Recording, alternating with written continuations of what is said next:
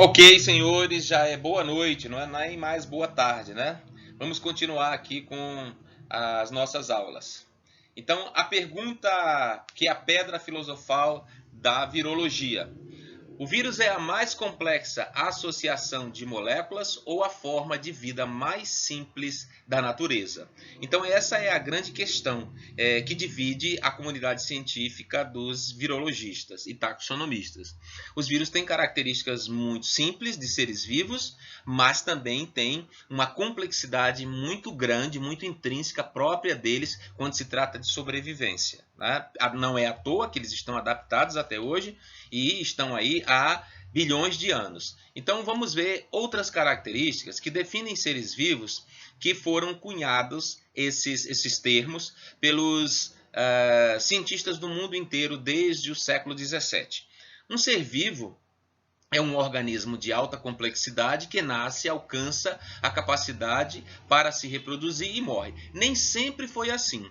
Houve um tempo no século XVI em que os cientistas acreditavam na teoria da abiogênese, ou seja, Helmut, por exemplo, era um cientista da época que acreditava que os seres vivos poderiam surgir de resto de lixo, de materiais estragados, em decomposição, de estopas com sangue e fezes de animais maiores, e que outros seres vivos, como moscas e ratos, poderiam surgir de seres inanimados, né, de substância orgânica morta, sem ser outros seres vivos. Era a teoria da abiogênese. Ela imperou por bastante tempo até que os cientistas também da época, contemporâneos, conseguiram derrubar essa teoria substituindo a abiogênese pela biogênese, ou seja, de onde veio esses termos que nós estamos lendo agora e a definição dessas características que definem os seres vivos. Por exemplo, um ser vivo tem que ser formado por célula.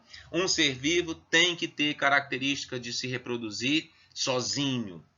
Um ser vivo tem que ter metabolismo próprio, tem que ter a capacidade de sintetizar moléculas ou nutrindo-se delas e formando outras moléculas através do metabolismo ou fazendo fotossíntese, como as plantas e as algas fazem e muito bem. Então, esses conceitos que definem a vida foram surgindo a partir do momento em que a ciência foi avançando e se tornando a ciência moderna.